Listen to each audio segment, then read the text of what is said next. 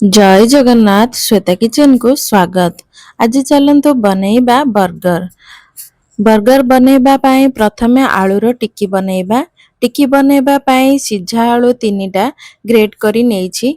तापरे कैप्सिकम, पियाज, धनिया पत्र, कंचा लंका को छोट छोट करी काटिकी नेबा। लूण, लंका गुंड, चिकेन मसला, जीरा गुंड, चाट मसला, चिली फ्लेक्स नेबा। कॉर्नफ्लोर 1 चामच नेई भल भाबरे चकटी नेबा।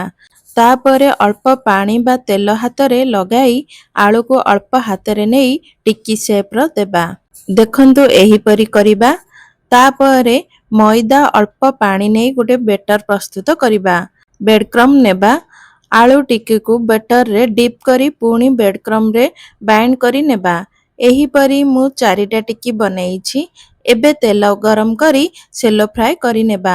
आपनको मोर रेसिपीटी भल लागिले लाइक शेयर सब्सक्राइब करिनेबे। फेसबुक रे देखुथिले फॉलो करिनेबे। देखंतु एपट सेपट करी आलू टिक्की को भल भाबरे फ्राई करी नेइछि। एबे तेलरो बाहर करी नेबा। तापरे नेक्स्ट प्रोसेस को जिबा। मु एठी पाउरुटी नेइछि मझिरु 2 फाळ करी नेबा।